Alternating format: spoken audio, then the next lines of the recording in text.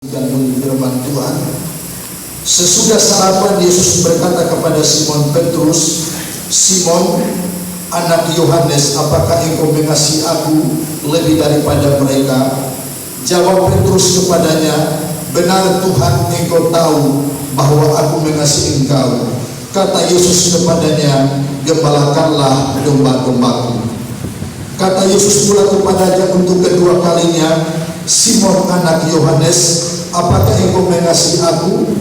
Jawab Petrus kepadanya, "Benar Tuhan, engkau tahu bahwa aku mengasihi engkau." Kata Yesus kepadanya, "Gembalakanlah domba-dombaku." Kata Yesus kepadanya untuk ketiga kalinya, "Simon anak Yohanes, apakah engkau mengasihi aku?" Maka sedih hati Petrus karena Yesus berkata untuk ketiga kalinya, "Apakah engkau mengasihi aku?"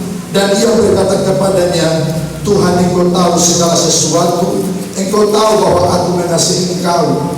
Kata Yesus kepadanya, "Gembalakanlah domba-dombaku. Aku berkata kepadamu, sesungguhnya ketika engkau masih muda, engkau mengikat pinggangmu sendiri, dan engkau berjalan kemana saja kau kehendaki. Tetapi jika engkau sudah menjadi tua, engkau akan mengulurkan tanganmu, dan orang lain akan mengikat engkau dan membawa engkau ke tempat yang tidak kau kehendaki." Dan hal ini dikatakannya supaya menyatakan bagaimana Petrus akan mati dan memuliakan Allah. Sesudah mengatakan demikian, ia berkata kepada Petrus, "Ikutlah aku."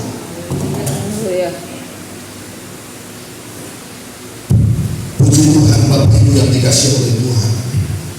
Nah, saudara, kita melihat di sini ada berapa kali Tuhan Yesus bertanya kepada Petrus. Ada 3 kali pertanyaan yang sama yang dilontarkan kepada Petrus. Ya, bagaimana tanggapan Petrus terhadap kasihnya terhadap Yesus Kristus? Ya, Yesus ingin melihat bagaimana ketulusan hati dari seorang yang bernama Petrus terhadap kasihnya kepada Yesus Kristus. Kalau bahasa kedokteran, Petrus sedang didiagnosa oleh Yesus Kristus. Bagaimana Yesus melihat, adakah kasih yang tulus terhadap pribadi Yesus Kristus? Ya. Karena itu Yesus bertanya berapa kali? 3 kali. Dia tanya kepada Petrus dengan pertanyaan yang sama. "Simon Petrus, apakah engkau mengasihi aku?" Jawab Simon Petrus, "Engkau yang tahu bahwa aku mengasihi engkau." Tetapi Yesus tidak merindukan atau tidak menginginkan sekedar ucapan dari Petrus.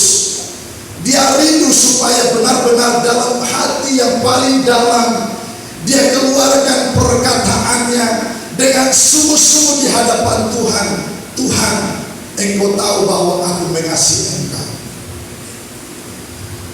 Jadi perkataan dari Simon Petrus ini pada ketiga kalinya Alkitab mengatakan Petrus menjadi sedih oleh karena perkataan atau pertanyaan Yesus Kristus. Ya. Yang ketiga kalinya baru Yesus menemukan kasih agape yang ada di dalam diri Petrus, yaitu kasih yang tanpa pamrih yang diberikan kepada Yesus Kristus. Lalu Yesus berpesan, "Gembalakanlah domba-domba." Nah, saudaraku, pertanyaan ini pun mewakili gereja Tuhan yang hidup pada zaman akhir ini. Ya. Pertanyaan ini mewakili untuk kita semua, gereja Betel Indonesia, GBI Saluki. Yesus sedang datang kepada kita dan bertanya, adakah kita mengasihi Tuhan dengan segenap hati kita? Memasuki tahun yang baru, Tuhan juga bertanya kepada kita, adakah kita mengasihi Tuhan? Lalu kita berkata kepada Tuhan, "Tuhan, engkau yang tahu aku sungguh mengasihi engkau." Tetapi tidak cukup Yesus hanya bertanya 1 kali. Dia ingin mendiagnosa hati kita yang paling dalam. Dia datang kepada kita, apakah engkau mengasihi aku? Haleluya. Lalu ketiga kalinya Yesus bertanya kepada kita. Baru kemudian Yesus mendapatkan pernyataan yang sungguh-sungguh di hadapan Tuhan, bahwa kita berkata, Tuhan, aku betul-betul mengasihi Engkau. Lalu Yesus katakan, gembalakanlah domba-domba. Haleluya. Nah, saudaraku yang dikasihi oleh Tuhan, saya begitu percaya namanya pengembalaan atau kata gembala itu tidak hanya diberikan kepada seorang pendeta saja, lalu kemudian digelar dia adalah gembala jemaat. Tetapi kata gembala, saudara yang dikasih oleh Tuhan, itu diberikan kepada semua orang-orang kudus, semua orang-orang yang percaya kepada Tuhan. Diberikan, kita semua adalah gembala-gembala. Amin. Haleluya. Jadi saudara yang dikasih oleh Tuhan, sama halnya dengan Petrus, dia adalah orang yang sudah terima Yesus, sudah percaya kepada Yesus Kristus. Lalu Tuhan katakan, apakah engkau mengasihi aku? Petrus katakan, aku mengasihi engkau. Lalu Yesus berkata, gembalakanlah domba-domba. Jadi mewakili kita yang sudah mengasihi Tuhan, kita yang sudah percaya kepada Yesus, kita yang sudah terima Yesus Kristus sebagai Tuhan dan Juru Selamat. Sekarang kita diberikan gelar yang baru. Saya dan saudara adalah gembala-gembala di tengah-tengah dunia ini. Siapa yang kita gembalakan? Pertama-tama kita harus bisa gembalakan pribadi kita sendiri. Amin. Haleluya. Jadi saudara yang dikasih oleh Tuhan, tahukah hidup kita ini adalah punya tanggung jawab. Tanggung jawab kita adalah apa? Kita harus bisa gembalakan pribadi kita. Kalau yang belum berkeluarga, gembalakanlah pribadimu dengan baik-baik sampai engkau hidup benar di hadapan Tuhan. Sebab kita tahu bahwa dunia ini sekarang ini terlalu banyak hal-hal yang bisa menggiurkan kehidupan kita, yang bisa membawa kita jauh dari Tuhan. Karena itu hidup kita perlu gembalakan pribadi kita, agar kita tidak hidup di dalam dosa dan hidup di dalam kegelapan. Juga kita yang berkeluarga, kita juga bertanggung jawab menjadi gembala-gembala di dalam keluarga demi keluarga. Amin. Haleluya. Sebab kita ini adalah orang-orang yang percaya kepada Tuhan. Karena kalau kita belajar di dalam Mazmur pasal 23, kata gembala di situ tanggung jawabnya adalah dia adalah pembimbing, dia juga adalah penuntun. Amin. Jadi kalau dia adalah pembimbing, dia adalah penuntun, maka setiap kita yang percaya kepada Tuhan, kitalah gembala-gembala itu. Kitalah yang membimbing, kitalah yang menuntun. Haleluya. Tadi malam Ibu Sarlima datang ke rumah, dia cerita-cerita. Ternyata ada keluarga di Saluki ini yang lagi kacau balau. Ibu Sarlima datang bertanya kepada Ibu Gembala bagaimana caranya. Ya, biasanya kan suami yang melakukan kekerasan dalam rumah tangga, KADRT. Tetapi dia bertanya, ini seorang ibu, ya, ibu angkat parang sampai mau bunuh suami, itu bagaimana hukumnya? Saya dalam hati saya, ini baru masuk tahun baru, masalah demi masalah dalam keluarga sudah muncul, saudara-saudara.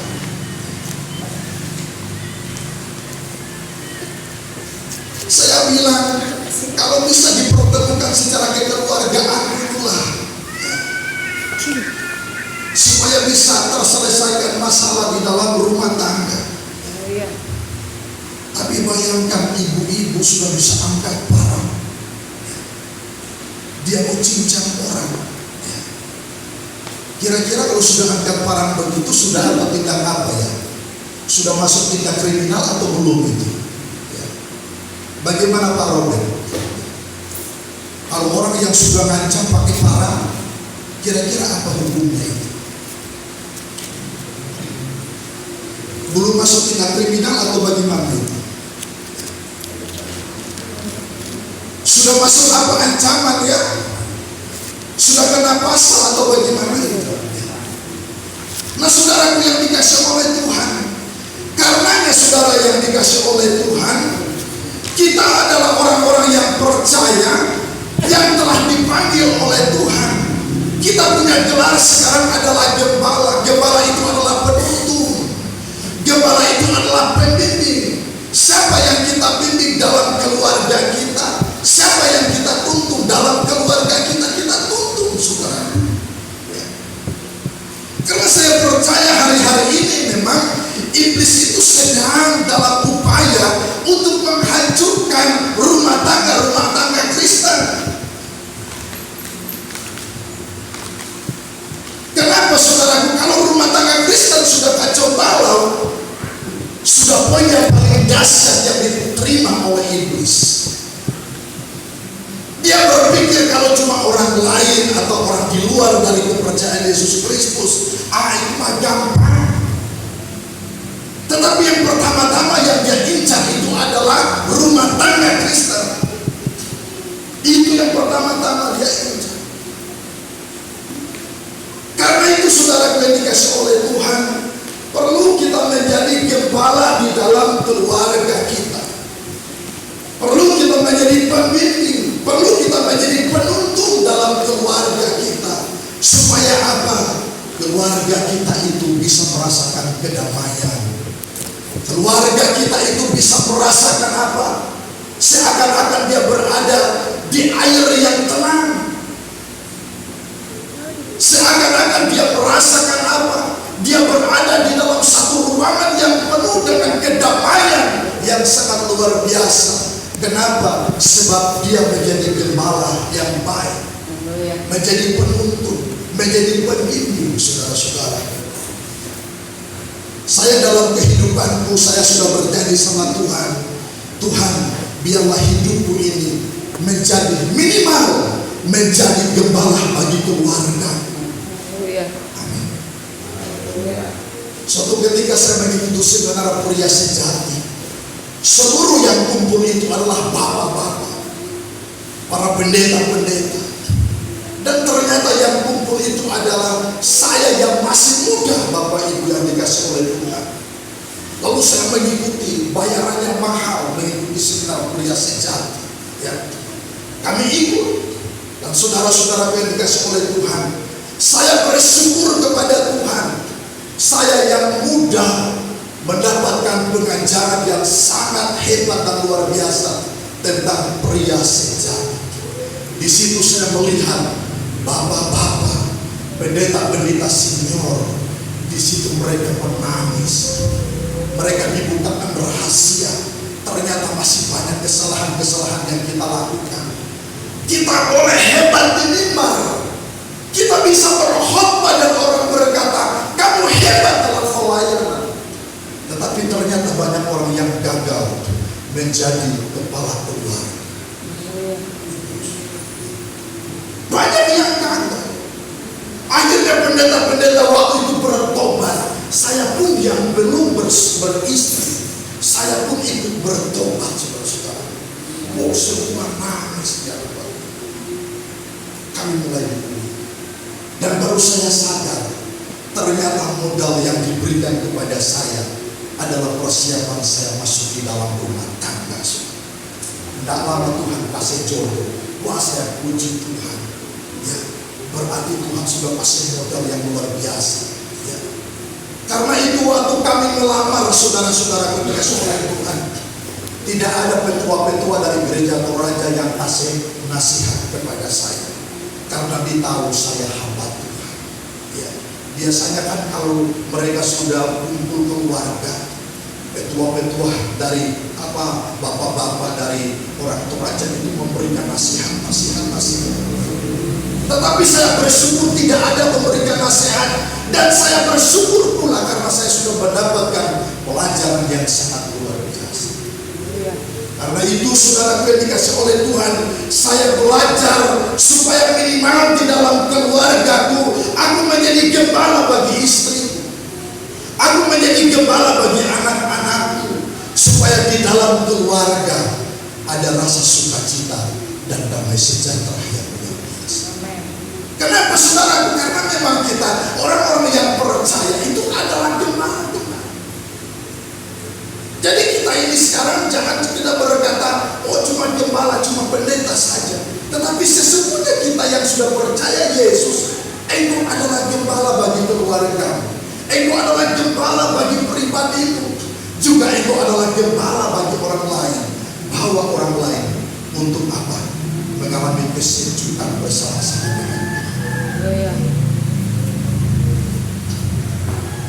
Kadang-kala memang kita sebagai bapak-bapak, maaf saya ngomong sama bapak-bapak ya, saya jujur kadang-kala kita sebagai pria-pria egoisnya itu lebih tinggi ya.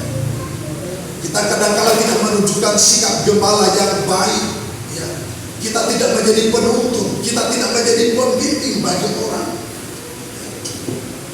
Sehingga kadang-kala salah langkah istri, salah langkah anak-anak. Saudara-saudara yang dikasih oleh Tuhan, pertama-tama yang diminta pertanggungjawaban itu adalah gembala, yaitu bapak di dalam keluarga. Saya mau tanya, kenapa Hawa itu jatuh ke dalam dosa? Selain dia makan dari buah pengetahuan yang baik dan yang jahat itu, siapa yang bertanggung jawab terhadap dirinya? Yang bertanggung jawab sesungguhnya itu adalah Adam. Adam tidak menjadi gembala yang baik terhadap Hawa. Siapa yang pertama-tama dapatkan firman Tuhan? Yang pertama-tama dapatkan firman itu adalah Adam. Tetapi Adam gagal menjadi gembala bagi Hawa. Kenapa istri Lot bisa gagal? Dia menjadi tiang garam. Karena Lot pun gagal mengajarkan istrinya. Karena itu saudara yang dikasih oleh Tuhan, menjadi pembimbing, menjadi penuntun, itu adalah kehendak Allah di dalam kehidupan kita semua ya.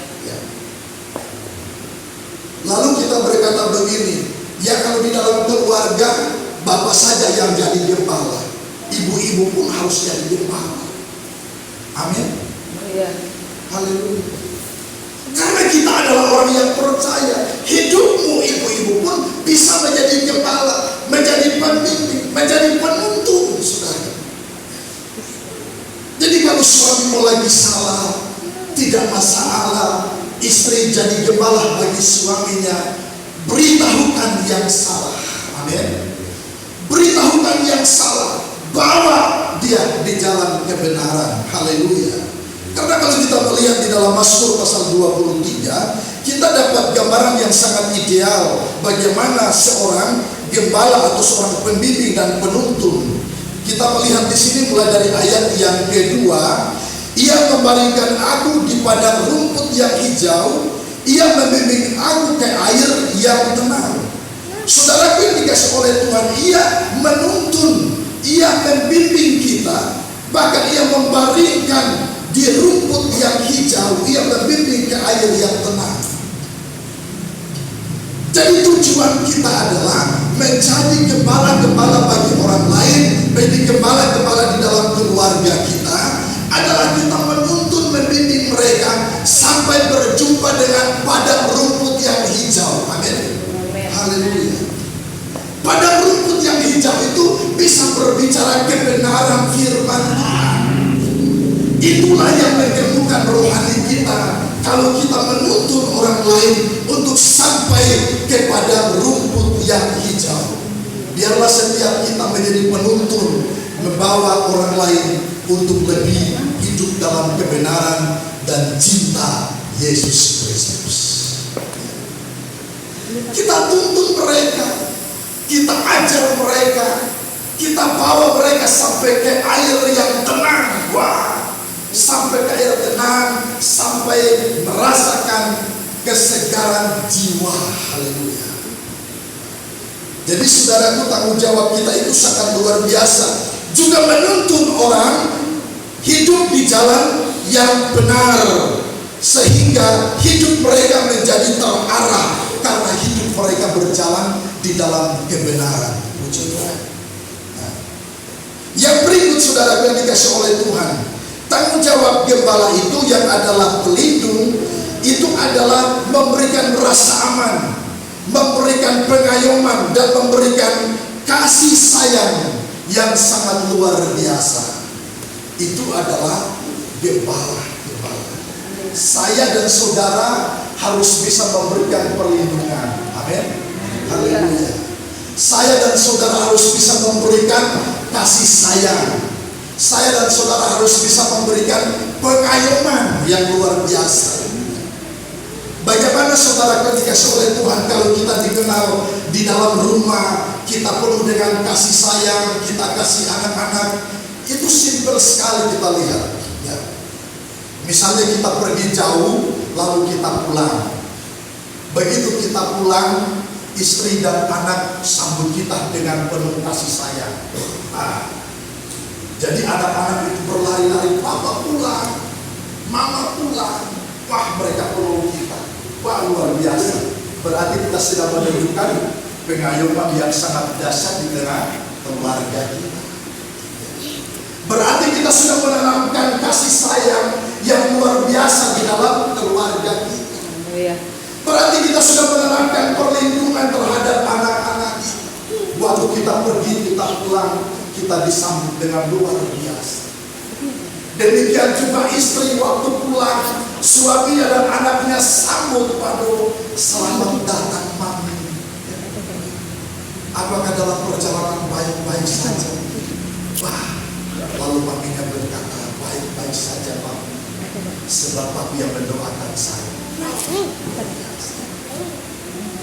Tapi coba bayangkan ketika kita pulang, tidak ada sambutan sama sekali, semua aju tak aju, diam seibu bahasa.